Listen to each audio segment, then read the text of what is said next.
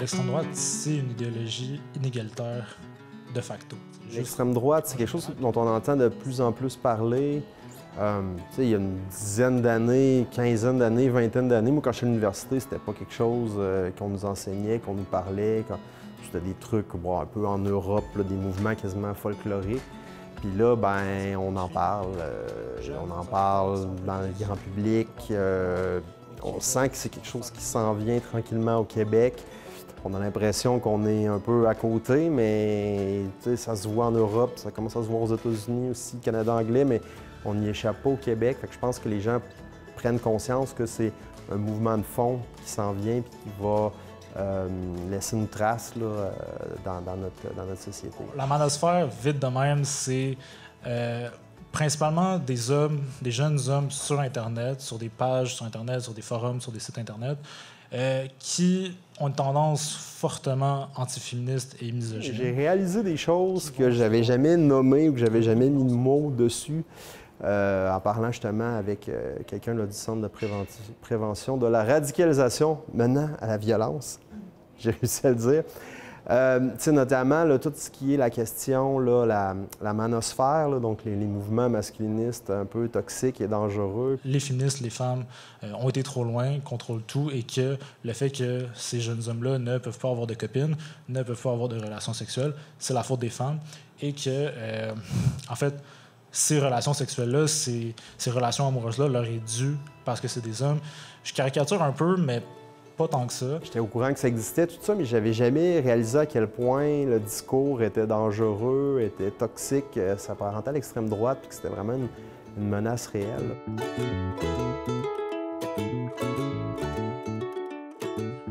Bonjour, merci beaucoup de l'invitation. Merci beaucoup pour cette super opportunité-là. Nous, le Centre, on est une organisation communautaire. On est tout jeune, tout jeune relativement. On a été créé en 2015. En fait, avec le support de la Ville de Montréal et du gouvernement du Québec. En gros, comment est-ce qu'on fait de la prévention au centre? On va faire justement de l'éducation, comme je fais en ce moment, sur les sujets de radicalisation, autant sur des sujets plus spécifiques comme l'extrême droite en ce moment, ou des sujets plus généraux, c'est quoi la radicalisation, qu'est-ce qu'on peut faire par rapport à ça. On a aussi des trucs sur les théories de la conspiration, sur l'extrême gauche, sur le djihadisme, sur tout ce que vous voulez. On a bien du stock. Et on a aussi beaucoup de trucs sur la haine, les actes haineux, tout ce qui... C'est assez semblable avec la radicalisation, mais c'est assez distinct pour que ce soit deux mandats différents. Donc, on a séparé ça, puis on fait aussi de la prévention pour ça. Puis comment on fait ça? Je dis éducation. On a aussi de la recherche, parce qu'on fait des rapports de recherche, puis tout ça. Et on a aussi une branche d'accompagnement communautaire que, en fait, c'est si vous appelez au centre, parce qu'on a une ligne téléphonique, si vous appelez au centre parce que, je sais pas, votre beau-frère est conspirationniste puis vous savez pas comment y parler, vous avez des doutes sur un élève dans votre classe ou quoi que ce soit, vous pouvez nous appeler, puis ça va être une de nos collègues à l'accompagnement qui va vous parler pour justement vous accompagner dans ce processus-là de comment est-ce que, de c'est quoi un processus de radicalisation, juste essayer de mieux comprendre, avoir un certain guide, certains outils par rapport à ça, parce que ça peut être assez anxiogène si on est face à une situation de radicalisation, on ne sait pas comment réagir. Peut-être que notre premier réflexe, c'est appeler la police, mais c'est pas nécessairement la meilleure situation parce que des fois, c'est du travail plus en amont qui doit être fait. Puis c'est pas appeler la police directement qu'il faut que ça soit fait. Donc, il y a plein de trucs là-dessus. Parce que je comprends bien, c'est mon occasion de dénoncer mon beau-frère conspirationniste. Oui. Ah, excellent. Non, vraiment pas. Aussi, on n'est pas un service de dénonciation. Je sais que c'est en blague, mais c'est quand même important parce qu'on ne veut pas non plus que les gens utilisent notre ligne téléphonique pour dire « Ah, ben, genre, mon voisin, je pense qu'il est conspirationniste, allez l'arrêter. » On fait pas ça. Fait que, tant mieux. Mais c'est ça. Nous, c'est juste la prévention le plus possible en amont par l'éducation, la recherche, l'accompagnement et tout ça. Ça, c'est pour la partie plus introductive de qu'est-ce qu'on fait. Mais la thématique d'aujourd'hui, l'extrême droite, super thématique. Puis le fait que vous êtes beaucoup, ça témoigne quand même de, que c'est un événement quand même assez populaire, puis félicitations. Mais ça témoigne aussi du fait que c'est quand même un enjeu assez important et qu'il faut qu'on soit capable d'en parler. Puis c'est pour ça qu'on est ici. Fait que, premièrement, question très ouverte. Pourquoi l'extrême droite, c'est un enjeu? Pourquoi est-ce qu'on en parle? On pourrait en parler vraiment longtemps, en fait, de pourquoi est-ce que c'est un enjeu, pourquoi c'est dangereux, pourquoi est-ce que cette montée-là qu'on observe en ce moment, Ben, il y a énormément de violence qui a été associée à l'extrême droite dans les dernières années. J'ai des exemples. Bon, des exemples, j'en ai nommé 3, mais il y en a des centaines. Par exemple, l'attaque du Capitole le 6 janvier 2021, je me trompe pas, par les partisans du président Trump, qui étaient clairement influencés par des éléments d'extrême droite. Pas nécessairement que tout le monde dans cette attaque-là était d'extrême droite, mais il y avait quand même assez de ces éléments-là pour que ça soit quand même qualifié relativement d'extrême droite. Une tentative de coup d'État, c'est quand même pas rien. Ça arrive pas tous les jours, ouais. Heureusement. Fait que c'est ça. Ça, c'est un exemple assez poignant dernièrement dans justement nos voisins du Sud de qu'est-ce que l'extrême droite peut faire ou qu'est-ce que l'extrême droite est prête à faire justement pour arriver à ses fins. Il y a eu aussi l'attentat de la Grande Mosquée de Québec en 2017, qui aussi, bon, malheureusement, attentat à caractère islamophobe, mais clairement aussi inspiré par des thèses et des théories d'extrême droite, xénophobes, racistes, tout ce que vous voulez, qui ont poussé cet individu-là à faire cette action-là. Il y a eu aussi l'attentat de Christchurch en Nouvelle-Zélande, aussi à caractère islamophobe. Il y en a eu dernièrement, il y en a eu à Buffalo. Il y en a eu plein. On pourrait vraiment passer beaucoup trop de temps à nommer en fait tous les actes de violence qui ont été faits au nom de certaines théories, certaines thèses ou certaines idées d'extrême droite par des individus nécessairement d'extrême droite. Donc, c'est un peu la base, c'est super sympathique, c'est un peu la base de pourquoi c'est un enjeu, c'est que c'est des... Ça arrive, c'est des éléments, c'est des événements extrêmement violents. Évidemment, même si c'était pas aussi violent, ça serait quand même un enjeu. Là. C'est pas juste parce qu'il y a beaucoup de victimes que c'est un enjeu. C'est juste, c'est extrêmement violent. Ces idéologies sont en train de prendre beaucoup de hausse, en fait. Et on veut justement essayer de prévenir ça parce que tout le monde se rappelle, en fait, de c'est quoi la grosse affaire avec l'extrême droite dans les années 30, pas mal tout le monde sait c'est quoi. Fait qu'on veut essayer aussi de prévenir ça. Fait que c'est dans toutes ces idées-là. Premièrement, droite radicale versus extrême droite. Grosso modo, la droite radicale, on va penser que c'est un peu plus des partis ou des groupes institutionnalisés, comme par exemple le Parti républicain aux États-Unis, qui n'est pas nécessairement un parti d'extrême droite, du moins pas encore, on l'espère, mais c'est un parti qui est de droite quand même assez radical. On pense aussi à la Hongrie en ce moment, qui a un gouvernement de droite radicale, qui n'est pas nécessairement d'extrême droite. En Italie aussi, en Suède aussi, j'en passe, je sais, mais il y en a plein comme ça. C'est des gouvernements qui vont accepter un peu la prémisse de la démocratie, qui est le vote en général, de comme les gens peuvent voter pour quelque chose, mais qui vont vraiment rejeter l'essence, en fait, de c'est quoi une vie démocratique ou une société démocratique de base, c'est-à-dire le respect, la tolérance, le vivre ensemble, tout ça.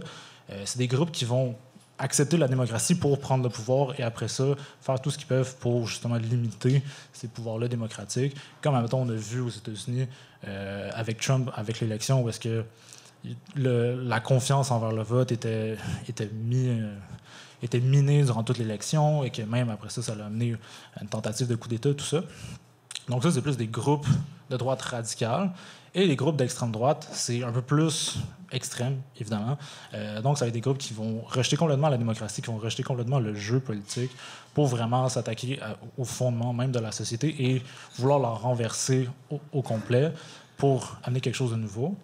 Ça veut pas Donc, dire il y a un aspect révolutionnaire, réactionnaire, mais l'idée de changer la société, là, donc dans la notion d'extrême. Oui, vraiment, mais la droite radicale, qui est plus institutionnalisée, a quand même cette idée-là de changer la société au complet, mais ils vont pas nécessairement utiliser les mêmes moyens.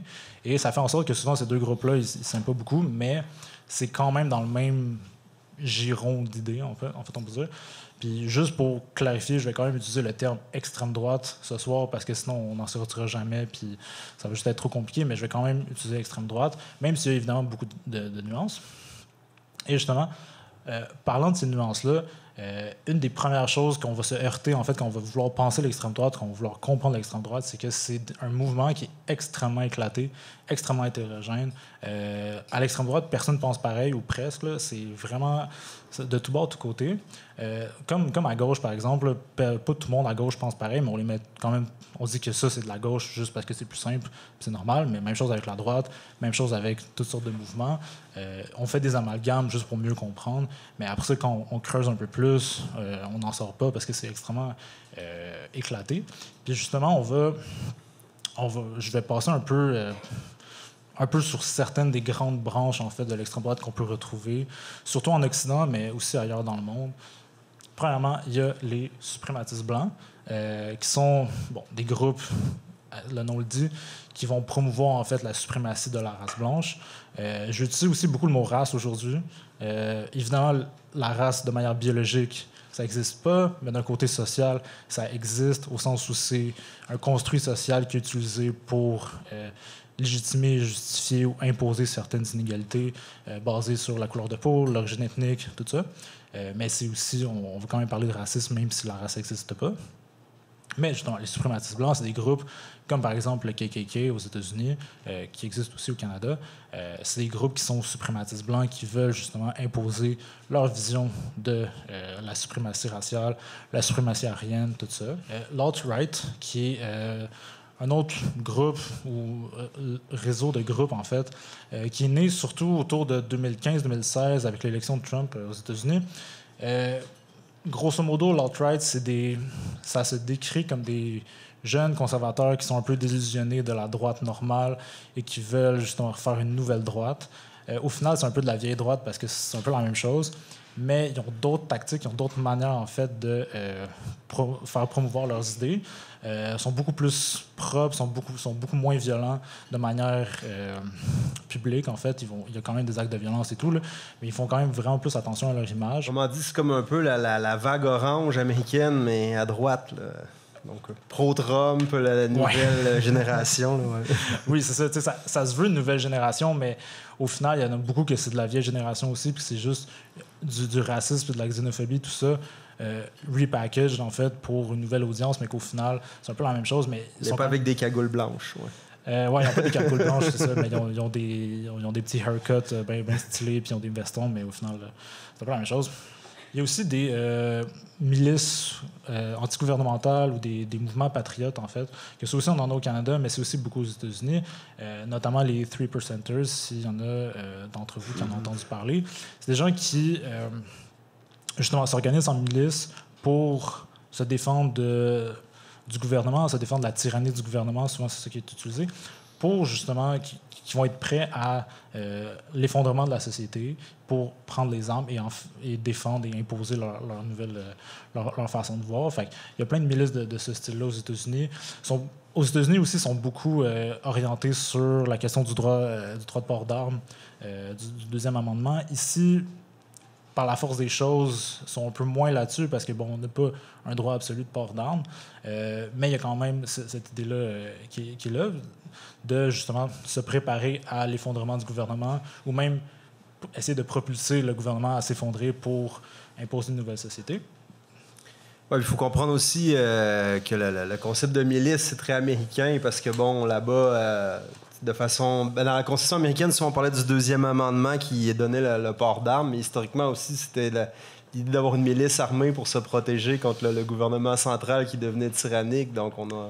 Oui, c'est ça. Ils ont un peu repris ça. Ils ont une espèce de tradition de milice et de défense des droits du peuple, mais que maintenant, c'est utilisé, c'est beaucoup influencé par d'autres idées d'extrême droite qui ne sont pas juste la partie antigouvernementale, mais qui sont liées avec d'autres éléments idéologiques. Puis ça fait justement des mouvements qui sont très violents.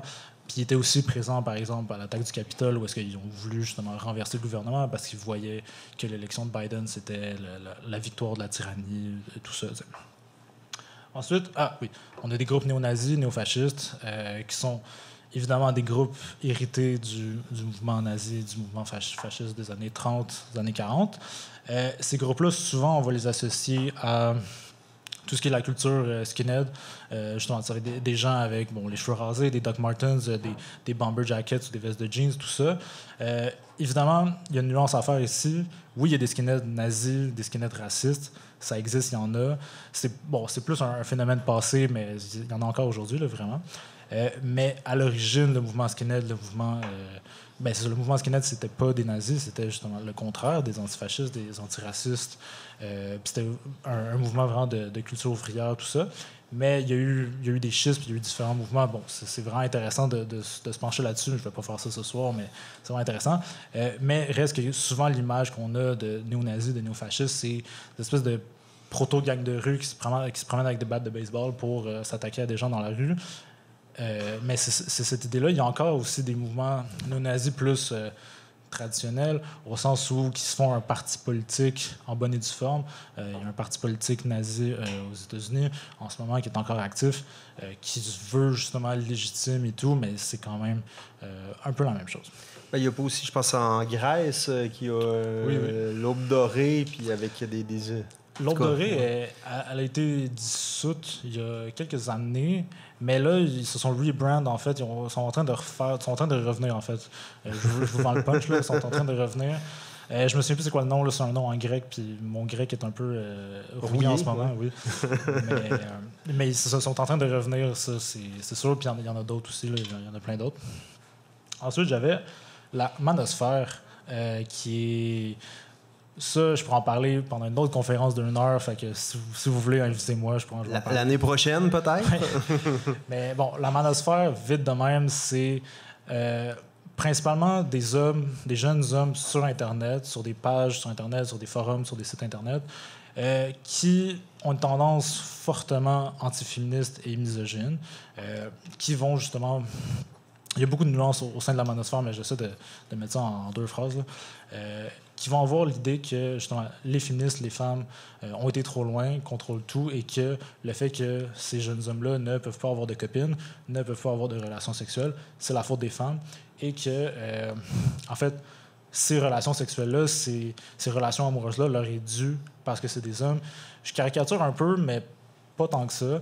Puis c'est un peu... Mais au final, c'est vraiment des mouvements très antiféministes, très misogynes sur Internet, qui ont fait des actes de violence dans la vraie vie, là, dans la réalité, même si on fait des actes de violence aussi sur Internet. Là, c'est pas moins violent, mais quand même.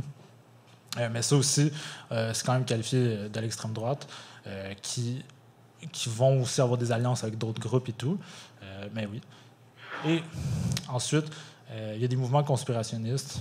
Ce qu'on a vu aussi beaucoup durant la pandémie, c'est que justement, il y avait des individus qui étaient conspirationnistes en soi, mais que beaucoup des mouvements conspirationnistes ont été infiltrés, ont été noyautés par des groupes d'extrême droite, des individus d'extrême droite, pour un peu rediriger les frustrations que les gens avaient envers certains trucs comme, par rapport à la pandémie, par exemple, les masques, les mesures sanitaires, les vaccins, tout ça, pour rediriger un peu ces frustrations-là avec justement des idées d'extrême droite. Et puis ça faisait tout un melting pot, en fait, d'idéologie entre les mouvements conspirationnistes et l'extrême droite.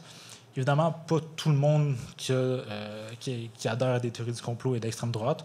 Vraiment pas, là. C'est pas comme ça que ça fonctionne. Mais quand même, il y a beaucoup de liens qu'il y a entre ces groupes-là et ces mouvements-là. Est-ce que, par exemple, peut-être pour donner un exemple, est-ce que la manifestation des camionneurs, le convoi de la liberté l'année dernière, qui a occupé le centre-ville d'Ottawa, là, à peu près à pareille date l'an dernier, dans laquelle on proposait justement là, de renverser le gouvernement avec l'aide du Sénat. Le Sénat, wow! Est-ce qu'on pourrait qualifier ça un peu dans cette galaxie-là idéologique? Ben, oui, puis non, c'est ça l'affaire, c'est que clairement, il y avait des éléments d'extrême droite dans le convoi des camionneurs. Ça, personne ne le cache. En fait, peut-être qu'eux le cachent, mais tout le monde le sait. Il y en avait, c'est sûr. Pas tout le monde était d'extrême droite, parce qu'il faut pas non plus... Il faut faire attention avec ces amalgames-là, parce que justement, ça fait juste démoniser encore plus des gens qui pouvaient avoir des frustrations qui eux-mêmes sentaient comme étant légitimes. Les mettre dans le même bateau avec des néo-nazis, c'est un peu fort, là, c'est un peu vite.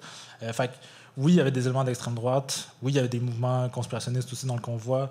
Il y avait des gens qui n'étaient pas nécessairement dans les deux, puis qui voulaient juste avoir un moment pour parler de leur frustration.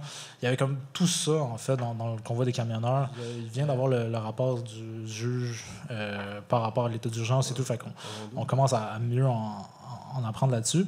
Fait que, oui, clairement, il y avait des éléments d'extrême droite. Pas tout le monde... C'est ça qui est difficile un peu à analyser avec ces mouvements-là.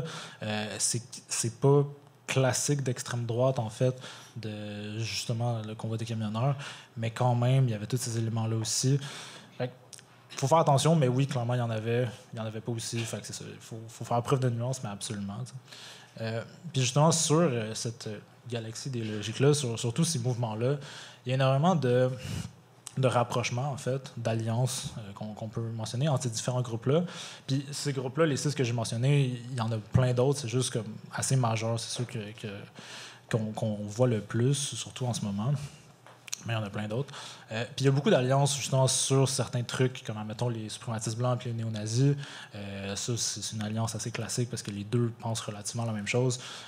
Comme admettons entre le Ku Klux Klan et des groupes néo-nazis, ça, il y en a eu. Où est-ce que justement ils vont penser des trucs, mais ce qui arrive aussi beaucoup, c'est des divergences puis des dissensions, des désaccords par rapport à plein de sujets au sein de l'extrême droite. En fait, au sein de ces mouvements-là d'extrême droite qui sont vraiment pas d'accord sur plein de trucs. Par exemple, la place des femmes, en fait, ça c'est un bon exemple, entre différents groupes d'extrême droite.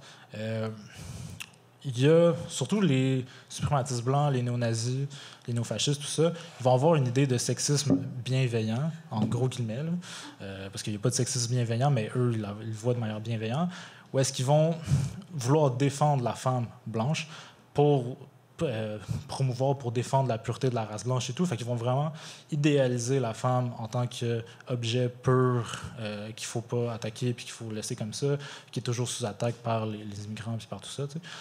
Fait qu'on a cette conception-là. À l'opposé, on a des conceptions justement qui viennent de la monosphère, où est-ce que la femme, c'est vraiment le diable, en fait, là, pratiquement. Parce que les femmes contrôlent tout, ont tout le pouvoir dans la société, que justement, ils ont été trop loin et qu'il faut les soumettre encore plus. Fait que juste ce sujet-là, puis il y en a plein d'autres, va créer énormément de dissensions où est-ce qu'ils vont pas s'entendre sur ce genre de trucs-là. Donc, c'est pour ça aussi que j'avais préfacé un peu en disant que c'est facile de toutes les mettre dans le même bateau parce que, oui, effectivement, c'est tout de l'extrême droite, mais il y a quand même beaucoup de différences, beaucoup de dissensions là-dedans, que c'est important de comprendre pour juste mieux comprendre le mouvement puis mieux savoir c'est quoi. T'sais. On parlait justement des connaissances par rapport à ce sujet-là. D'autres exemples de dissensions, en fait, au sein de l'extrême droite, il y aurait la guerre en Ukraine en ce moment. Il y a des mouvements, il y a des groupes d'extrême droite qui voient la guerre en Ukraine comme étant qui sont du bord de la Russie, en fait, qui disent que la Russie, ce sont les défenseurs de la race blanche versus les Ukrainiens qui sont contrôlés par les Juifs, par l'Occident. D'autres vont dire que non, c'est une guerre qui est elle-même contrôlée par les Juifs et que Poutine aussi est contrôlé par les Juifs. Il y a des gens qui vont dire qu'au final, les Ukrainiens et les Russes, c'est des Slaves, c'est pas des vrais Blancs, fait qu'on s'en fout. Il y a énormément de débats et de désaccords au sein même, c'est ça, de l'extrême droite. Puis ça va dans tous les sens.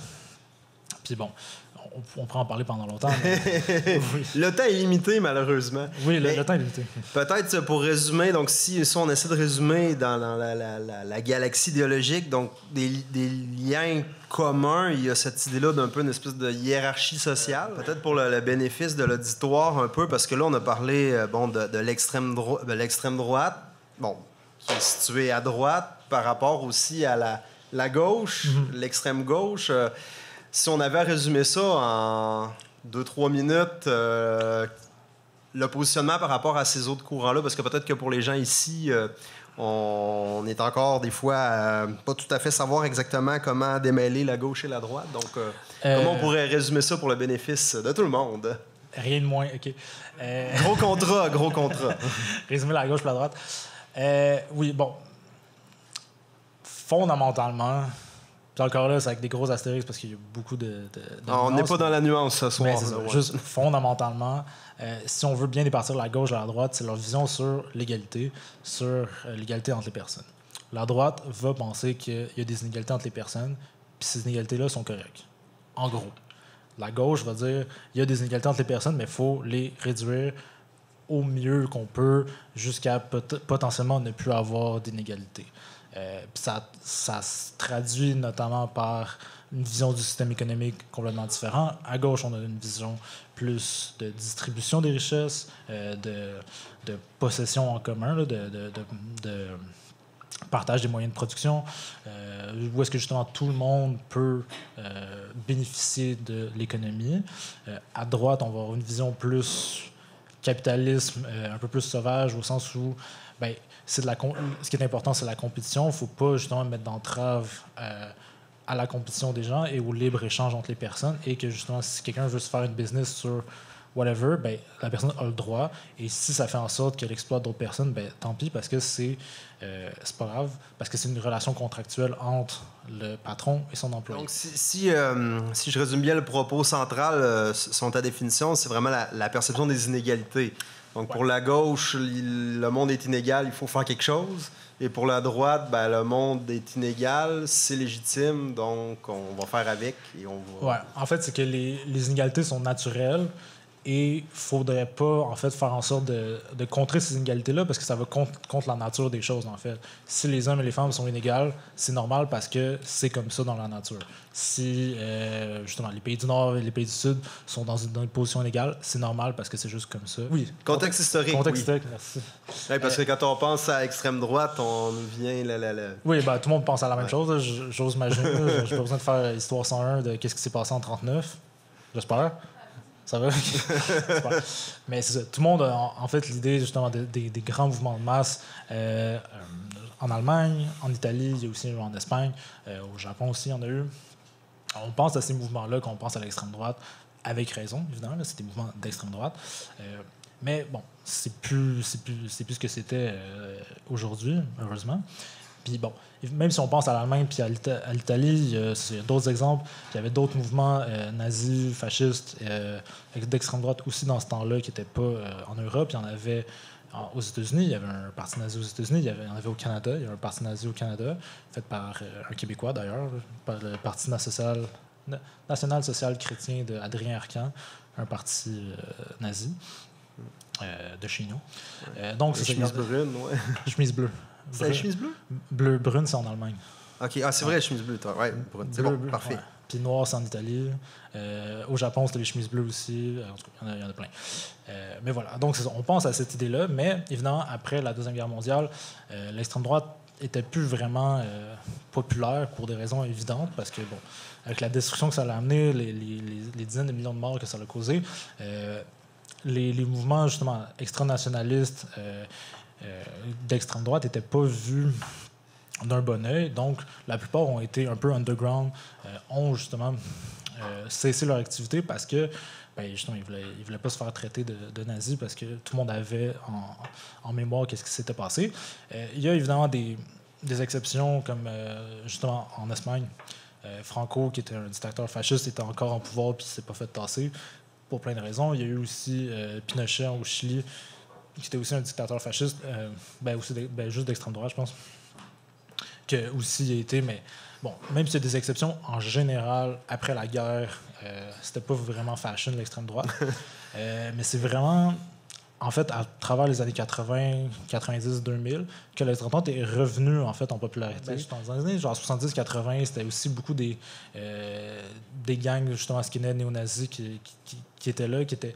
Bon, c'était très dangereux, c'était de la violence et tout, mais c'était pas des grands mouvements de masse comme on voyait, ou comme on voit aujourd'hui, où est-ce que c'est... Ils gagnent des élections, puis justement, ils font des actions beaucoup plus violentes qu'il y avait dans le passé. Fait que c'est pas le même type d'extrême droite, mais on est en train de justement voir une remontée pour arriver c'est quoi les thématiques communes, en fait, c'est ce qu'on parlait tantôt. Ouais. C'est quoi les éléments en fait communs à l'extrême droite qu'on peut retrouver, parce que même si évidemment c'est extrêmement éclaté, ça va dans tous les sens, il y a quand même des trucs communs qu'on peut retrouver. Oui, parce qu'on leur donne une étiquette, à un moment donné, ils doivent des choses en commun. Il y a une raison pourquoi on les met tous dans le même bateau, là, c'est pas pour rien. Premièrement, il y a ce qu'on appelle l'ethno-nationalisme ou le nativisme. En deux mots, l'ethno-nationalisme, c'est un peu une version soft du racisme, là, juste en général. C'est une manière de penser que c'est en fait une adéquation entre le nationalisme et justement la pensée que sa nation est bonne et juste et tout, avec une vision ethnique de tout ça, pour dire que justement une nation, une ethnie, puis juste ça. T'sais. Donc le Québec aux Québécois, le Canada aux Canadiens, les États-Unis aux États-Unis, le Japon aux Japonais, blablabla.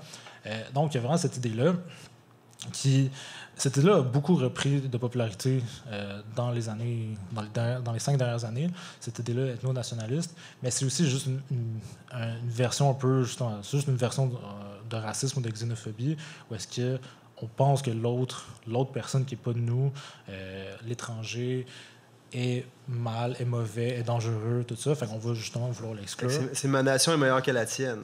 Oui, ma nation est meilleure que la tienne, mais aussi, si t'es dans ma nation puis t'es différent de moi, alors tu mérites pas d'être ici. De manière un peu caricaturée, mais c'est un peu ça. Genre. Puis le nativisme, en fait, c'est un peu dans la même lignée, c'est un peu la même chose. Où est-ce que, justement, le nativisme, c'est juste la pensée que les gens qui sont nés ici, on doit promouvoir leurs intérêts aux dépens des gens qui sont pas nés ici, c'est-à-dire les personnes immigrantes, les personnes réfugiées. Donc, on va justement avoir des politiques qui vont favoriser les naissances ici et défavoriser l'immigration, défavoriser tout ce qui n'est pas d'ici pour justement défendre ce qu'on a ici. Donc, c'est dans ces idées-là, puis encore là, c'est relativement partagé aux différents groupes d'extrême droite. Ensuite, il y a une fixation, une surfixation même sur la sécurité. Parce que pour l'extrême droite, en fait, la nation, la race blanche, l'homme, tout ce que vous voulez, est toujours attaqué, est toujours sous attaque, en fait. Donc, on va toujours vouloir se défendre d'un ennemi qui peut être les personnes juives, qui peut être les personnes musulmanes, les personnes immigrantes, les femmes, les démocrates, name it. Il y a toujours un ennemi à l'extérieur qui nous attaque. Donc, il y a vraiment cette fixation-là. Autant d'un point de vue politique, où est-ce que justement il faut fermer les frontières, il faut empêcher l'immigration, il faut justement se défendre de tout ça, que d'un point de vue presque métaphysique, où est-ce que justement la nation canadienne, la nation américaine est sous attaque de tout bord, de tout côté, il y a des ennemis partout, et ça va devenir une paranoïa en fait presque de justement l'extrême droite en général va voir des ennemis dans tout type de groupes sociaux, parce que justement, ils sont différents et il y a une vision très exclusionnaire, en fait, à l'extrême droite, que justement, on va essayer de se protéger parce qu'il y a toujours cette idée-là que tout est toujours sous attaque puis on est toujours sur le bord de se faire renverser, on est toujours sur le bord de se faire envahir. C'est là aussi que si j'avais déjà entendu parler de la théorie du grand remplacement, qui a aussi directement causé une tuerie à Buffalo, je pense, si je ne me trompe pas, ouais. Théorie du grand remplacement, qui est, pour ceux et celles qui ne connaissent pas, une théorie de la conspiration, pure et dure, qui est que l'immigration, les mouvements de population, les mouvements de réfugiés, c'est orchestré, en fait, par une élite juive, toujours, mondiale, pour, en fait, détruire la race blanche en Europe.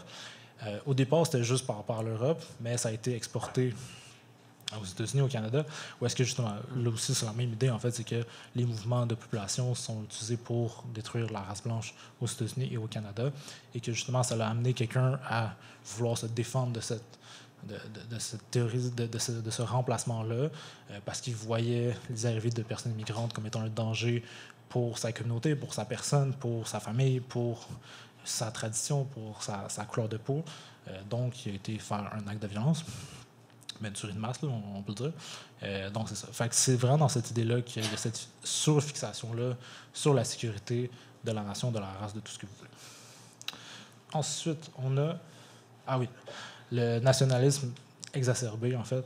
Qui vient avec le premier point, un peu? Oui, ils sont pas mal tous liés, là, on s'entend, là, c'est pas tout différent, mais bon. Le nationalisme, en soi, c'est pas... d'extrême droite. Là. On peut être nationaliste sans être d'extrême droite. C'est pas un crime, là, c'est correct.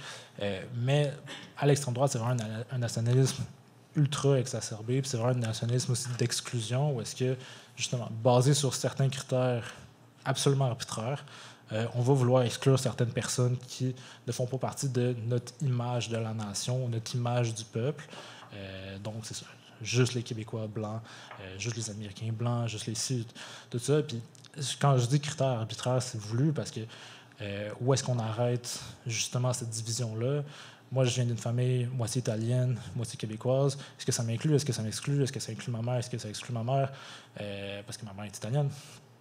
On pourrait en parler jusqu'à demain, en fait, de jusqu'où leur limite de c'est qui est une personne qui serait adéquate pour la nation est. Ça va, c'est vraiment, justement... On pourrait en parler vraiment longtemps. Ouais, déjà, le concept de nation, c'est flou en tant que tel. C'est flou en soi, puis c'est vraiment, justement, c'est vraiment l'idée d'exclusion de on fait un pays où on veut un pays où on a un pays pour tasser des gens et non pas pour pour faire un pays, pour avoir un pays ou pour ou inclure des gens. C'est ça, juste pour inclure des gens, puis parce qu'il y a des gens qui vivent dans un pays, puis c'est tout, puis les pays sont mélangés, puis c'est normal, les peuples sont mélangés, mais dans cette idée-là, c'est vraiment justement, on veut juste tasser tout le monde qui nous ressemble pas, tout le monde qu'on veut pas, puis c'est tout. C'est tout, c'est aussi simple que ça. C'est beaucoup, ouais. C'est en masse. Ensuite, il y a l'idée que l'extrême droite se veut, en fait, anti-système ou anti-élitiste ou anti-élitisme, ce qui est un peu paradoxal, mais ça se veut anti-élite parce que l'extrême droite va, comme c'est un peu, ça fait référence à la fixation sur la sécurité là, que j'ai mentionné. Ça se veut contre l'élite parce qu'ils ont cette idée-là qu'il y a une élite qui existe qui est en train de les attaquer. Par exemple, l'élite juive mondiale qui est en train de remplacer la personne blanche. Bien, il y a justement cette idée-là qu'il faut renverser le système parce que le système favorise les élites. Puis ces élites-là, c'est qui? C'est justement les personnes juives, ça peut être les femmes, ça peut être les démocrates aux États-Unis, ça peut être, ici, ça serait le Parti libéral du Canada. Ça peut être Hollywood aussi, des fois c'est vu comme étant l'élite. Ça peut... bon, il y en a plein. Mais c'est vraiment cette idée-là que le système, les élites, c'est associé à des groupes sociaux très clairs, comme les Juifs, par exemple, et que, justement, ce système-là favorise ces personnes-là aux dépens du vrai peuple, de la vraie nation, qui est la race blanche, comme toujours, ou l'homme blanc, ou tout ça.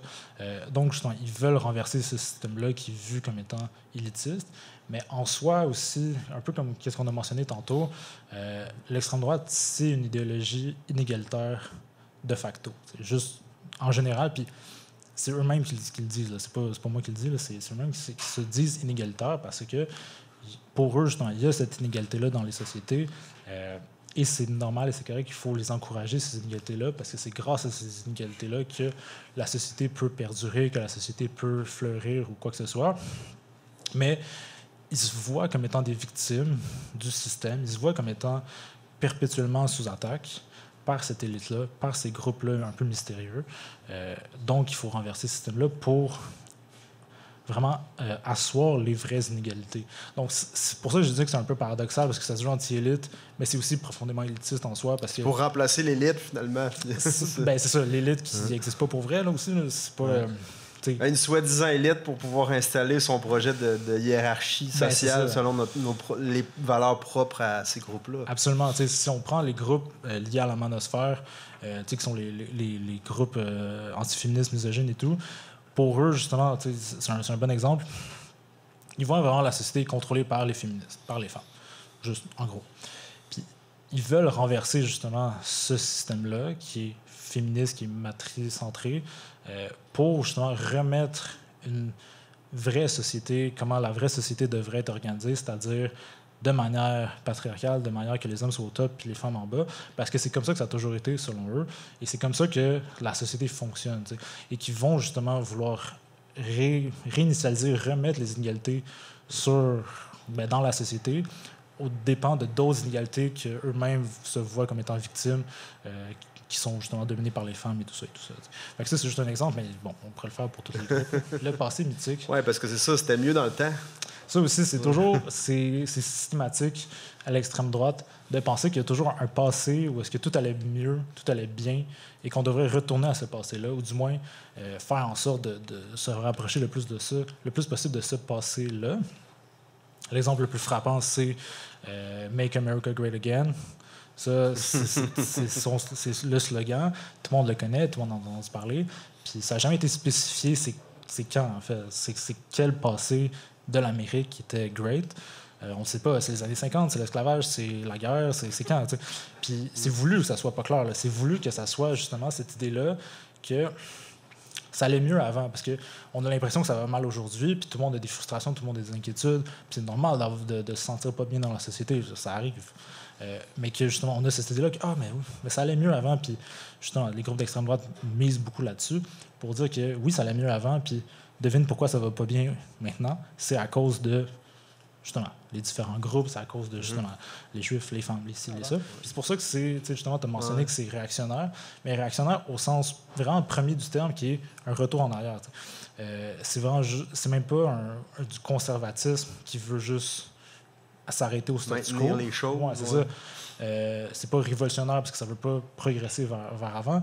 C'est vraiment réactionnaire. Ça veut retourner en arrière, puis de manière voulue, de manière consciente. Là. C'est pas moi qui analyse ça, c'est eux-mêmes qui se décrivent comme ça. Et le dernier? Il en reste... Non, il en reste 3. Ah, il en reste 3. Oh, il en reste 3. On n'est pas sorti du bois, la gang. Là, fait que, les valeurs d'aujourd'hui, en fait, ça s'en vient avec le dernier, là, fait que je vais le mettre en même temps. Toujours l'idée que les valeurs qu'on a aujourd'hui, la société qu'on a aujourd'hui, c'est mal. Puis pour régler ça, il faut justement retourner à des valeurs traditionnelles. Parce que la femme est à la maison, puis elle fait des enfants, puis elle s'en occupe. L'homme travaille, il va chasser, puis God knows what. Mais c'est toujours cette idée-là. Il y a aussi l'idée que, admettons, dans la tradition, on était plus à la campagne, puis on ne vivait pas en ville, où il y avait bien du monde, puis il y avait de la diversité, puis tout ça. Il y a aussi cette idée-là de retourner plus à une ruralité qui est vue comme étant pure contre la ville. La modernité, le mal. Ben, c'est ça, la modernité, la ville, il y a une adéquation entre ça, avec le multiculturalisme, avec la diversité et tout ça. Puis on ne veut pas ça. Donc, il y a toujours cette idée-là. Parce que, tu sais, au fond, il y a certaines personnes qui vont dire ça, que c'est un peu l'espèce de vision de l'histoire comme une décadence. Donc, on s'en va pas vers quelque chose de mieux, alors que la gauche, souvent, on va avoir plus l'idée de l'histoire comme un progrès. Là, on voit, on descend la côte, donc on veut revenir en arrière à cette époque glorieuse. Oui, ben bref. C'est vraiment ça, en fait.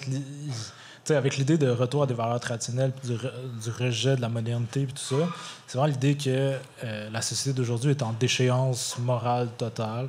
Puis ils vont utiliser plein d'exemples pour parler de ça. Par exemple, le féminisme, c'est vu comme de la déchéance parce que là, maintenant, les femmes font ce qu'elles veulent. Puis c'est pas correct, c'est pas normal. Il faut retourner à des rôles traditionnels de femmes, de mères, de tout ça. Un autre exemple, c'est les spectacles de drague ou juste la communauté LGBTQ. Il y a de plus, en général, c'est vu comme étant une déchéance morale de la société parce que, non, normalement, c'est un homme hétérosexuel avec une femme hétérosexuelle, ça fait des enfants hétérosexuels, blancs de préférence, puis c'est tout. Mais là, ils voient ça comme étant, ben non, deux hommes ensemble, ça n'a juste pas d'allure. Aussi, juste des relations qui sont pas monogames, c'est vu aussi comme de la déchéance. Mm-hmm. Et ainsi de suite. Ça se fait qu'on parle d'une deuxième vague et tout. Ben, il y en a qui disent qu'on est à la 4e, mais pour l'instant, on peut dire qu'on est à la 2e vague. On simplifie, ce soir, on se rappelle. Ouais. Premièrement, il y a une normalisation du discours d'extrême droite ou des discours d'extrême droite, et une banalisation aussi des groupes et des idées d'extrême droite, juste en général. Ce qui était d'extrême droite il y a 50 ans, maintenant est rendu assez de droite normale. On a perdu beaucoup de cette ligne-là, de cette séparation-là, en fait. Comment est-ce que cette banalisation-là, cette normalisation-là s'est faite, en fait? Premièrement, il y a beaucoup de groupes d'extrême droite qui ont essayé de nettoyer leur langage, qui ont essayé de comme se normaliser eux-mêmes. Par exemple, le FN, le Front national, qui est maintenant rendu le ARN, le Rassemblement national, a fait ce processus-là de nettoyage, là, vraiment, parce qu'eux, ils ont appelé ça la dédémonisation. Parce que Marine Le Pen, justement, voulait un peu enlever les aspects trop extrêmes de son parti, c'est-à-dire l'antisémitisme, le racisme vraiment ouvertement dit, la xénophobie, tout ça, pour plus se concentrer sur de la droite normale, tout en gardant quand même un aspect assez extrême, assez radical. Puis ce faisant, ils ont pu acquérir beaucoup plus de support général de la population. Puis ça aide aussi qu'un parti est allé se positionner encore plus à droite avec Zemmour et des propositions encore plus extrémistes. Donc ça paraît moins... en comparaison, on a toujours l'air moins pire. Ça paraît moins pire. Je pense pas que c'était voulu, mais... le résultat est là quand même. Le résultat est clairement là. Aussi, j'avais mentionné un peu l'exemple de l'alt-right aux États-Unis en 2015-2016. Eux, ils ont vraiment exemplifié, en fait, c'est quoi la normalisation puis la banalisation de l'extrême droite parce que ils se cachaient pas vraiment que c'était des non-nazis. Ils se cachaient à peine, en fait. Mais étant donné qu'ils étaient habillés propres, il y avait une présence média assez... que c'était bien pensé au sens où ils savaient quoi dire, comment dire, quand le dire, aux médias pour justement paraître présentable, pour avoir l'air juste d'une voix politique comme une autre. Avec une cravate. Ben, c'est ça, tu sais, il était vu comme étant juste des gens normaux, puis ils se faisaient appeler en entrevue, puis ils se faisaient appeler des hipster fascistes, qui est vraiment spécial comme expression. Mais, mais tu sais, ils s'habillent propre, c'est pas une gang de rue, justement, ils n'ont pas les crânes rasés avec des battes de baseball pour casser les genoux à des immigrants, c'est pas ça qui se passe, c'est autre chose. Ils prônent d'autres idées, puis ils faisaient beaucoup attention à leur langage. Justement, tu sais, il essaie de ne pas dire justement des mots ou des phrases ou des concepts extrêmement racistes dès le départ parce qu'il savait que ça allait avoir de la mauvaise publicité. Il, justement, se tournait vers des conceptions plus soft, plus conceptuelles, comme, admettons, l'ethno-nationalisme ou l'ethno-nationalisme qui était comme... Nous, on ne veut pas exterminer les autres races, on ne veut pas exterminer les autres personnes, on veut juste avoir un pays pour nous. Eux, ils vont avoir un pays pour eux. Puis tout le monde va être content de chacun de son bord. T'sais. Puis même un des leaders de l'alt-right avait utilisé l'expression un nettoyage ethnique pacifique, ce qui est vraiment spécial aussi quand on y pense, que justement, ce qu'on veut, c'est pas faire justement des camps de concentration, des camps de la mort, tout ça. Non, c'est pas ça qu'on veut. On veut juste refaire des frontières où est-ce que nous, on va avoir notre pays, les Américains blancs, eux, les autres, là, peu importe, ils vont avoir leur pays, on va les déporter. Puis tout le monde va être content parce que une fois qu'une ethnie est dans un pays, bien, tout va bien.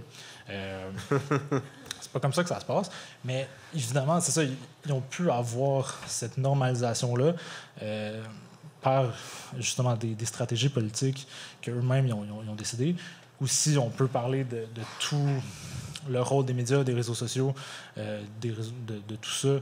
On peut en parler aussi beaucoup parce qu'ils ont utilisé beaucoup ces réseaux-là pour propager leurs idéologies à travers toutes sortes de moyens. Par exemple, encore durant l'élection de Trump, il y avait vraiment une guerre des mimes. Là. J'utilise les guillemets parce que c'est un peu ridicule de parler d'une guerre de mimes, mais c'est un peu ça qui était fait, où est-ce que justement des groupes d'extrême droite faisaient volontairement des mimes qui étaient juste assez ambigus pour pas que ça soit raciste, ou xénophobe, ou antisémite, ou islamophobe, ou tout ce que vous voulez, mais juste assez pour que les gens puissent reconnaître, en fait, c'était quoi l'idée qui était derrière ça. Je sais pas d'exemple, là, j'aurais dû en mettre, mais ça me tentait pas tant que ça de faire une recherche de mimes racistes sur Internet, excusez. Mon algorithme est déjà assez spécial comme ça, à cause de toutes les recherches que je fais, que j'essaie de limiter un peu. Mais c'est ça, il y avait vraiment cette idée-là de essayer d'aller accrocher les gens avec des idées, des théories qui étaient juste une coche en dessous de ce qui n'est pas acceptable, pour après ça normaliser cette coche en dessous-là, pour après ça que la coche d'au-dessus qui n'est pas acceptable devienne encore plus normale, puis devienne jusqu'au point où est-ce qu'on pouvait dire des trucs nettoyage ethnique pacifique, puis il y avait quand même des entrevues à la radio ou à la télé, tout ça. Fait que c'est vraiment dans cette idée. Banalisation. Oui, vraiment, banalisation, normalisation, tout ça. Un autre point vraiment important, c'est la récupération des crises, des enjeux nationaux, internationaux, par l'extrême droite. Puis ça, on a énormément d'exemples. Par exemple, la COVID, c'est un excellent exemple où est-ce que, justement, l'extrême droite a pu prendre des frustrations qui pouvaient être légitimes chez des gens de tout aspect idéologique par rapport aux vaccins, aux masques, aux mesures sanitaires. Personne n'a trippé durant le confinement de se faire enfermer chez eux. Là. Personne n'aimait ça. Mais ils ont réussi à justement prendre ces frustrations-là qui pouvaient être légitimes d'un certain part et de justement les canaliser à travers des théories d'extrême droite en disant « Ah, tu penses que la COVID, ça a été créé par des gens, devine c'est qui ces gens-là? C'est les Juifs. » Je caricature un peu le processus, mais c'est un peu dans cette idée-là. Il y a eu aussi, par exemple, la crise économique en 2008, que ça aussi, ça a été utilisé pour dire, devinez c'est qui contrôle toutes les banques, devinez c'est qui contrôle toutes les institutions financières, c'est les Juifs, c'est tout le temps, je pourrais répéter toujours cette phrase-là à toutes les sauces, puis ça serait toujours ça. Aussi, la crise des réfugiés, puis crise entre guillemets, parce que juste le fait qu'on appelle ça la crise des réfugiés, c'est aussi un exercice de branding, de normalisation de l'extrême droite, qu'on appelle ça une crise Des réfugiés que c'est pas en fait une crise, c'est juste des gens réfugiés qui cherchent à échapper à la guerre. Là, dans ce cas-là, c'était en Syrie, tu sais. Mais que justement, eux, ils appellent ça une crise, puis qu'on se fait attaquer, puis qu'on se fait remplacer, puis que tout ça, puis que l'Europe est sous attaque. Ouais, ce que tu disais tout à l'heure, la question de sécurité, l'obsession Oui, sécuritaire. Là. Absolument. Ouais. Fait que n'importe quelle occasion est utilisée pour faire pousser des idées, des théories d'extrême droite. Il y en a eu aussi dernièrement avec ce qui s'est passé à Laval. Dès que c'est arrivé, à peine 20 secondes après, il y avait déjà des tweets d'extrême droite, de gens d'extrême droite qui utilisaient la tragédie de ce qui s'est passé à Laval pour dire finalement, la personne, c'est une immigrante, fait que c'est pour ça qu'il a fait ça, c'est un acte terroriste, ici, c'est ça. Même si on n'avait aucune information, même si tout le monde était sous choc, tout le monde ne savait pas qu'est-ce qui se passait, il utilise ça pour dire vous voyez qu'est-ce qui arrive. Ouais, jamais gaspiller une bonne crise. Hein, jamais. C'est toujours ça qui se passe. Puis c'est comme ça que justement l'extrême droite a pu remonter et vraiment gagner en popularité. Il y a aussi l'idée que l'extrême droite, c'est de plus en plus international. En fait, les discours d'extrême droite sont beaucoup plus internationalisés ou transnationalisés, notamment avec l'usage des réseaux sociaux. Là, ça, c'est quand même un point important. Ce qui fait en sorte que justement, les groupes d'extrême droite se parlent entre eux, entre les pays, ce qui se passait beaucoup moins avant, juste parce que c'était moins facile. Ça fait en sorte que, justement, durant le convoi de la liberté, par exemple, il y avait beaucoup d'influenceurs d'extrême droite américains qui ont utilisé cet événement-là pour faire passer, justement, pour influencer encore plus la direction du convoi, puis puis le discours du convoi. Ils ont réussi à lever énormément de fonds pour ce convoi-là, alors que c'était pas chez eux, mais qu'ils voyaient ça comme étant la même lutte contre les mondialistes, contre la tyrannie du gouvernement. Dans ce cas-là, c'était Trudeau, mais c'est toujours ça. Ouais. Même chose aussi quand il y a des groupes d'extrême droite qui se fondent, mais qui sont faits en collaboration avec d'autres groupes. Par exemple, en Europe, où est-ce qu'il y a eu des groupes miroirs qui ont été faits au Québec, au Canada, aux États-Unis, plein de trucs comme ça. Fait que l'extrême droite, c'est pas nécessairement internationalisé au sens où il n'y a pas il y a des groupes internationaux d'extrême droite, mais c'est pas comme un chapiteau international d'extrême droite, mais les discours se sont vraiment transnationalisés. Aussi, durant les manifs anti-mesures sanitaires, durant la pandémie, il y avait des drapeaux de Trump dans les manifs à Montréal, ce qui est spécial parce qu'il n'est pas ici, ici à Montréal.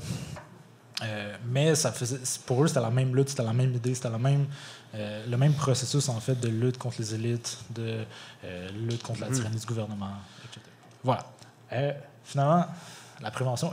Parce que là, on est dans les cordes de ton. Oui. Bon, première chose, en prévention, il n'y a pas de recette magique. Je vous le dis tout de suite. S'il y en avait une, je ne serais pas ici, puis on n'aurait pas de problème.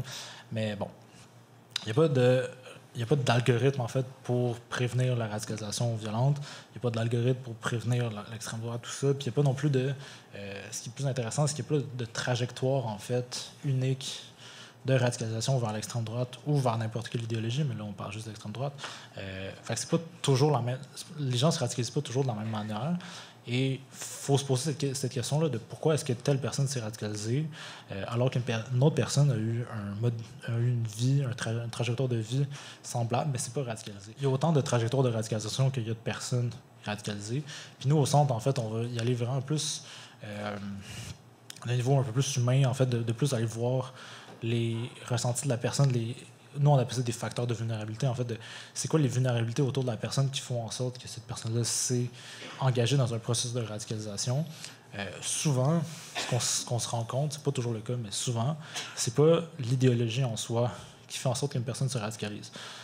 Évidemment, il y en a que oui. Il y en a qui oui, se radicalisent par l'idéologie, puis qui ils vont lire sur une telle idéologie, ils vont entendre parler d'une telle idéologie, puis ils vont l'accepter, puis ils vont se radicaliser par rapport à ça. Ça arrive. Mais en général, souvent, c'est des gens qui vont chercher autre chose, en fait, dans les idéologies que la partie politique ou la partie idéologique. Ils vont aller chercher, par exemple, un sentiment d'appartenance dans une communauté. Ils vont aller chercher un sentiment juste d'amour propre, où est-ce qu'ils se sentent appréciés avec des amis. Ils vont chercher, justement, un groupe avec lequel ils peuvent se sentir intelligents. Ils peuvent sentir qu'ils ont une contribution à amener dans une conversation ou dans un projet ou dans quoi que ce soit. Et ils vont aller chercher ce genre de sentiment-là, puis il y en a plein d'autres, là. On va chercher ce genre de sentiment-là que c'est normal. En fait, tout le monde recherche ce genre de trucs-là. Tout le monde... dans plein d'autres activités. Oui, pas, en soi, c'est pas grave. Il n'y a rien d'anormal là-dedans. Mais le fait qu'ils vont aller chercher ça, puis qu'ils vont justement chercher à remplir ces besoins-là à travers des groupes idéologiques violents, souvent sans même le savoir, ça fait en sorte qu'après ça, l'acceptation idéologique de ces éléments-là se fait beaucoup plus facilement. T'sais. C'est assez difficile d'essayer de parler à une personne radicalisée à travers le prisme de l'idéologie, puis de dire non, t'as tort de penser tel truc.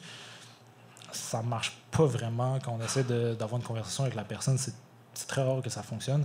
D'aller attaquer les convictions de la personne, c'est difficile. Puis nous, ce qu'on fait au centre, c'est de justement pas faire ça, puis de plus aller voir justement c'est quoi ces facteurs-là, voir justement pourquoi est-ce que cette personne-là s'est radicalisée, comment est-ce que c'est parce qu'elle a une situation familiale difficile, est-ce que parce qu'elle se sent désabusée à l'école, ou c'est peu importe. Puis on va essayer d'aller répondre à ces facteurs-là, mais d'une manière qui n'est pas à travers l'idéologie violente. Donc on va essayer de justement faire un travail comme un peu plus en parallèle pour ça, parce que sinon c'est très difficile d'essayer de convaincre une personne du contraire de ses convictions. Ça ne marche jamais. En fait, juste en général, si moi, vous venez m'attaquer sur mes convictions, je ne vais pas changer d'idée. Tout le monde fait ça, vous aussi. C'est juste comme ça que ça se passe. On voit ça aussi beaucoup avec les gens qui ont des proches ou des amis qui adhèrent aux théories du complot.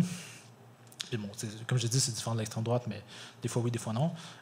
C'est juste impossible d'aller leur parler sur vraiment la conspiration en soi, d'aller essayer d'amener des contre-arguments ou des articles scientifiques qui prouvent que les vaccins, ça fonctionne ou quoi que ce soit.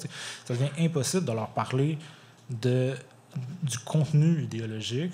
Puis nous, on ne recommande pas de faire ça, justement. On recommande justement de faire le contraire puis d'aller un peu à côté puis de dire, OK, ben cette personne-là se sent tout seul puis elle se sent mal puis tout ça. On va essayer de justement la remettre dans un cercle social qui va être plus tempéré puis qu'on va essayer de Bon, je dis pas que c'est votre rôle, vous, personnellement, chacune d'entre vous, de faire ce travail-là, évidemment, parce que vous n'êtes pas nécessairement apte à ça, puis peut-être que ça vous tente pas, puis tout ça, c'est vraiment normal. Puis le but, en fait, ici, c'est pas de vous former à ça, c'est juste de vous enseigner ce genre de procédure-là, puis de vous dire que si vous avez justement ce genre d'idée-là, ben de nous appeler, parce que c'est ça notre job. Puis ça va nous faire plaisir de vous aider. C'est très difficile de faire de la prévention genre complètement universelle comme ça, où est-ce qu'on prévient juste at large. On fait aussi de la prévention plus individuelle. Mais bon, la prévention, ça passe aussi juste par l'éducation, comme on a fait aujourd'hui, juste par la sensibilisation, juste de savoir comment est-ce que cette idéologie-là fonctionne. J'espère que c'est un peu ça que j'ai fait aujourd'hui. Sinon, c'est un bon début. Peut-être juste aussi de dire, tu me corrigeras si je me trompe, mais je pense, parce que là, il y a un numéro de téléphone, mais je pense qu'il y a aussi un formulaire qu'on peut remplir sur Internet. Là, je pense que c'est ça ici, c'est tout ça. Oui, il n'y a pas notre site Internet, mais on a mis un micro ici à l'avant qui fonctionne. Donc, si vous avez des questions... bref, des choses à dire, partager, des trucs. Interrogation assez large par rapport au sujet qu'on a abordé. Je pense qu'un des gros facteurs qui a évolué par rapport à l'extrême droite d'il y a 50 ans, c'est, vous l'avez dit, les réseaux sociaux, la démocratisation, l'accès à l'information ou la fausse information qui est beaucoup plus large. Et je prends l'exemple de Fox News ou de Andrew Tate, récemment, là, qui a été inculpé pour trafic humain, qui était un misogyne très connu sur les réseaux. À quel moment on peut mettre une limite entre... interdire la parole à ces gens-là qui peuvent toucher des gens qui vont être en situation de précarité, que ce soit sociale, intellectuelle, ce qu'on veut, et qui du coup vont répondre à leur message, et en même temps respecter le droit de liberté d'expression. Et cette ligne-là, même en tant que moi, citoyen, je la trouve très très touchy à atteindre. Voilà. Merci beaucoup en tout cas. Merci. Grosse question. Ouais. Merci beaucoup.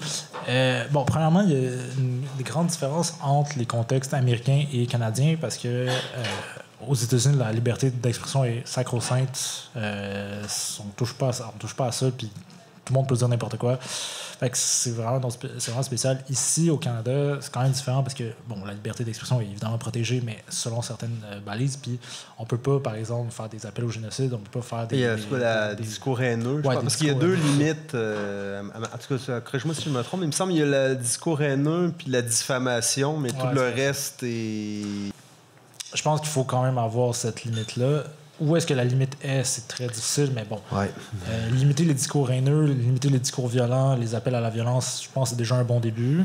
Mais comme on a parlé aussi, l'extrême droite sont très bons justement pour contourner ces limites-là en ne faisant pas d'appel ouvert à la violence parce qu'ils savent que ça ne marche pas et qu'ils se font poursuivre après. T'sais.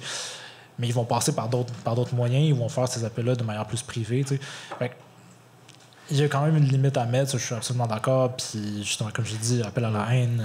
Mais sauf que la limite au Canada est quand même peut-être pour ajouter à ce que tu dis, parce que c'est vrai, il faut mettre une limite, mais c'est quand même difficile parce que quand on parle de phénomènes, que ce soit de la désinformation ou propagation de discours extrémistes, ben c'est ça, il y a quand même la Cour suprême du Canada en 1992, c'était un cas. Son nom, je pense, si je me rappelle bien, c'était Ernest Zundel, qui était un vieux nazi à l'époque. Là, il était dans les plus de 80-90 ans. Puis il avait dit, par exemple, que l'Holocauste des Juifs, c'était un mythe, que ça n'existait pas, tout ça. Puis il avait été poursuivi et puis il avait gagné à la Cour suprême du Canada. On lui avait dit, en gros, ouais, ce que tu dis est complètement stupide, mais...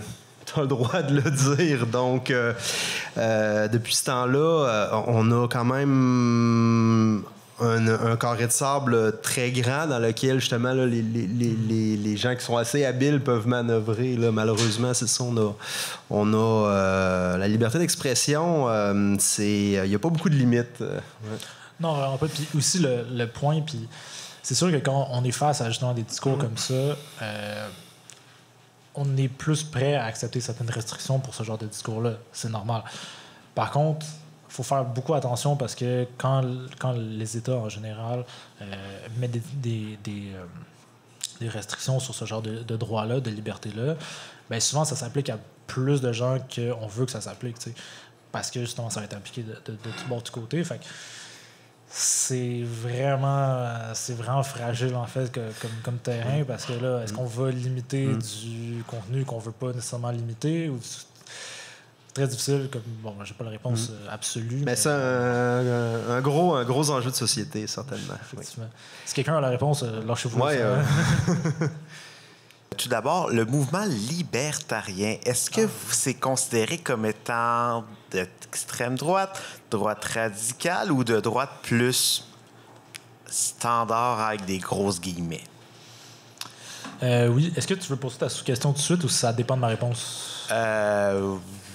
Je vais attendre la réponse. Pas stress. Ouais, ça aussi, le mouvement libertarien, c'est un vraiment bon point, j'en ai pas parlé. Puis c'est aussi, quand je parlais des différents groupes d'extrême droite, puis comme quoi il y a des rapprochements, mais il y a aussi beaucoup de dissensions. La vision de l'économie est aussi un point un point de désaccord assez fort, où est-ce que justement, il y en a qui vont vouloir une économie plus contrôlés par l'État.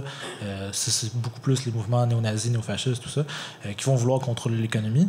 Et il y a des mouvements, justement, qui vont vouloir plus un capitalisme complètement éclaté, libertarien, justement, où est-ce que c'est juste le free-for-all, puis il faut justement enlever toutes les régulations possibles et imaginables à l'économie parce que le marché se régule lui-même et tout ça. T'sais. Fait que il y a ces dissensions-là au sein de l'extrême droite et les mouvements libertariens en soi sont généralement à droite. Ça, c'est la convention. Ouais. On s'entend là-dessus. Ouais. Ça existe des libertariens de gauche, mais c'est une position de philosophique, politique, quand même un peu marginale, qui est pas full. Il n'y a pas vraiment des mouvements libertariens de gauche. Ça, c'est un autre débat, mais en général, c'est de la droite, c'est de l'extrême droite. Et il y a beaucoup des mouvements, des milices antigouvernementales, des mouvements patriotes qui sont libertariens d'inspiration parce que justement, eux sont contre tout ce qui est pouvoir gouvernemental, tout ce qui est expansion des droits, des pouvoirs du gouvernement et de l'État et qui veulent justement avoir aucune limite à leur liberté et que ça vient aussi d'une inspiration libertarienne. Mais bon, il y a des libertariens qui ne sont pas d'extrême droite à ce point-là, qui ont juste une vision de l'économie qui est juste justement le marché free for all, aucune régulation. Mais souvent, surtout qu'est-ce qu'on observe aux États-Unis, c'est qu'il y a un amalgame entre les mouvements libertariens classiques et les mouvements d'extrême droite classiques pour faire de l'extrême droite libertarienne, qui est un peu entre les deux. Fait qu'ils vont pas vouloir de régulation et tout, sauf pour empêcher l'immigration des personnes non blanches, tu sais, par exemple. Mais oui. On fait quoi avec tout ce qui est le mouvement Canada Proud, qui est entre autres très anti-climato-sceptique, mais et bien d'autres choses aussi, qui sont quand même assez très bons dans ce qui est, on pourrait, dans ce que tu nommais comme étant normalisation, entre autres la page Québec Fier qui a une très belle propension à mélanger publications très consensuelles avec publications franchement très affirmées d'extrême droite, même que pendant les élections, c'était carrément les pom-pom girls du Parti conservateur du Québec. Mais bref, au point tel que même des municipalités de la région ont partagé des publications de Québec Fier sans savoir que la page publiait également d'autres trucs plus d'extrême droite. Qu'est-ce qu'on fait avec eux autres? Oui. Mais premièrement, le fait qu'il y ait des publications qui sont plus intenses, plus extrêmes, il y a des publications qui sont plus bon enfant, qui sont plus large, genre d'appel général. Là, ça, c'est voulu, premièrement. Là. C'est 100% une stratégie voulue. Moi, j'ai constamment des publicités, des pages sur Instagram proposées de droite et d'extrême droite parce que c'est juste ça que je fais de mes journées, faire des recherches sur l'extrême droite. Fait que, bon, mes algorithmes me proposent tout le temps ça. Puis souvent, je vais par un peu... bon, juste pour me faire de la peine, en fait, je vais aller regarder toutes ces pages-là, puis je vais aller juste scroll down tout ce qu'ils font. Fait qu'il y a des trucs, il y a des trucs extrêmement violents, haineux et tout, puis après ça, tu vas avoir pratiquement une photo de chat, genre, qui est en train de jouer avec un chien, puis c'est bien cute. Puis après ça, tu vas avoir un autre truc haineux à côté, pour justement qu'une personne partage ce genre de truc-là, que, bon, comme justement, on t'a dit, Québec Fier, malheureusement, j'ai pas vu c'est quoi, puis je connais pas vraiment les pages Facebook. Je vais aller faire ça momentanément. Mais ils vont justement aller partager ces trucs-là qui tout le monde peut accepter, tout le monde peut être d'accord avec ça, pour après ça que les personnes allaient cliquer sur la page, aller regarder les autres trucs, puis que justement ce processus-là soit fait. Qu'est-ce qu'on fait avec ces pages-là? Ben, ça revient un peu à la question de votre camarade ici. Est-ce qu'on peut les limiter? Est-ce qu'on peut pas les limiter? Est-ce que, bon, évidemment, s'il y a des appels à la violence, des appels à la haine et tout ça, techniquement, on peut, au sens de la loi canadienne. Est-ce que Facebook le fait? On repassera. Puis bon, là, avec Twitter qui est redevenu le free-for-all, on repassera aussi de qu'est-ce qui va arriver avec ça. Mais bon, c'est ma réponse qui est absolument pas une réponse, mais c'est ma réponse. Je suis venue parce que je trouve que c'est inquiétant ce qui se vit et le terme extrême, qu'on parle de religion ou quoi, dès qu'on est dans des extrêmes, c'est là qu'il y a des espaces de danger. Moi, ce qui me semble, c'est que je trouve que c'est une très bonne chose qu'on ait accès à tellement d'informations. Le problème, c'est qu'est-ce qu'on en fait. Puis je crois que l'important, c'est beaucoup de revenir à l'éducation, mais pas celle qu'on donne aujourd'hui. Et je crois qu'il y a un énorme problème aujourd'hui dans l'éducation, c'est qu'on n'éduque pas, on fait du bourrage de crâne. Ce que vous venez d'expliquer avec les algorithmes, c'est essentiel de comprendre ça, parce qu'on enseignerait un peu comment on peut être conscientisé par des formes de manipulation de masse. Et ces manipulations de masse qu'on va retrouver dans la publicité, qu'on retrouve dans le commercial, qu'on retrouve dans la politique et tout, on n'enseigne pas ça. Maintenant, on est beaucoup mieux capable de comprendre ce qui s'est passé en 39-40, qu'est-ce qui s'est passé en Yougoslavie pour préparer que des gens qui étaient de la même famille, qui étaient des voisins, le Rwanda, c'est pareil, s'entretuer et tout. Il y a eu des mouvements de masse très bien instrumentés. Qu'est-ce qu'on fait aujourd'hui dans nos écoles, dans nos familles? Moi, je trouve, merci d'avoir des soirées comme ça, mais qu'est-ce qu'on fait pour rendre les gens un tout petit peu plus intelligents?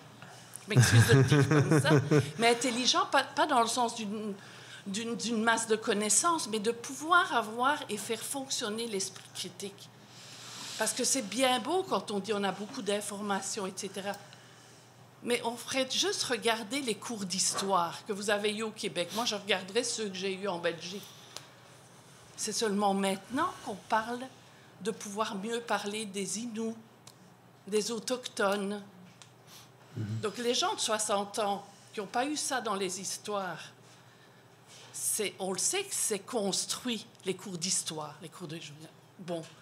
Donc, qu'est-ce qu'on peut faire et où et comment on peut instrumenter pour que les gens se tiennent plus debout, puissent plus réfléchir. En tout cas, moi, c'est ça que je me dis qui va un peu contrer. En tout cas, moi, je suis venue parce que ça m'inquiète de vers où on s'en va, parce que c'est déjà dans nos formes de pensée, dans nos façons de parler avec notre voisin. Je ne pense pas qu'il faut attendre qu'il y ait des groupes très instrumentalisés, très structurés d'extrême droite. C'est autour de nous que les germes d'une pensée radicale, d'un manque de démocratie dans nos structures, dans nos institutions, dans nos lieux de travail. C'est tout ça que moi je crois qu'il y a une perte énorme actuellement pour plein de raisons que vous avez bien nommées. En tout cas, merci. Merci. Merci à vous, ça fait plaisir. Moi, je suis un fervent défenseur de tout ce qui est comme renforcement communautaire, engagement communautaire, justement avec ces initiatives qu'on a aujourd'hui, parce que c'est vrai que très souvent, les programmes d'éducation, qu'on parle au Québec, mais qu'on parle aussi en général, sont très souvent en retard sur la réalité du moment. Ça, c'est juste les ministères sont souvent en retard. Fait que c'est ça, il faut complémenter avec de l'éducation qui vient d'ailleurs, comme ce qu'on fait en ce moment, ou si on s'attend à ce que les gens s'éduquent par eux-mêmes sur Internet, mais comme j'ai pu mentionner aussi, il y a des dangers avec ça. Et aussi, l'esprit critique, selon moi, c'est un muscle, en fait, qu'il faut constamment travailler. On n'arrête jamais. L'esprit critique, c'est pas développé après 3 cours de philosophie. Je dis pas ça pour attaquer les cours de philosophie. Attention, il y a plein de profs de philo dans la... Comme j'ai dit, moi, je viens de la philosophie aussi, puis j'adore ça. C'est juste que 3 cours, c'est clairement pas assez pour développer un esprit critique pour la vie. T'sais. C'est très bon départ. Il faut garder ça, évidemment. Je voudrais jamais qu'on touche au cours de philo. Mais c'est ça, c'est un petit point de départ pour que ça se travaille pour la vie. Donc, c'est ça, il faut constamment garder cet esprit critique-là au travail. Puis aussi, juste pour, comme justement, parler de l'effritement des communautés, l'effritement, justement, des liens. Ça peut être, justement, les liens familiaux, les liens entre les voisins, les liens entre les différentes communautés, les liens entre les différentes villes, tout ça. Il y a pas de réponse magique à ça. Une réponse ésotérique, c'est un peu juste continuer à se parler, puis avoir des échanges, puis avoir des initiatives comme ça. C'est une réponse un peu facile de juste dire ça, mais c'est pas mal tout ce qui nous reste ou tout ce qu'on a. C'est très difficile de forcer les gens à être critiques, de forcer les gens à se parler, puis à s'entraider, tout ça. Ça marche moyen. Mais justement, continuer à avoir ce genre d'initiative-là, d'inviter justement vos amis, vos voisins, votre famille à ce genre d'initiative-là, en faire vous-même, tout ça. C'est ce genre de processus-là qui aide beaucoup les démocraties en général à fonctionner, parce que la démocratie ne fonctionne pas que par le vote, mais fonctionne aussi par toute la société civile en général. Si la société civile fonctionne en elle, et que la société n'est pas trop polarisée, n'est pas trop en train d'être continuellement en choc intérieur, les sociétés fonctionnent. Ça, c'est un peu le principe de sciences politiques, un peu basique, mais c'est un peu ça. Puis ça passe justement par tout la vie civile, la vie citoyenne. Comme ici, c'est un truc d'éducation, la vie citoyenne mondiale, globale. Je ne me souviens plus exactement du éducation populaire, en tout cas. Bref, on veut partager des choses. Voilà. Mais c'est exactement ça qu'il faut, et il en faut plus. Et voilà. Mais merci beaucoup, Nicolas. Merci.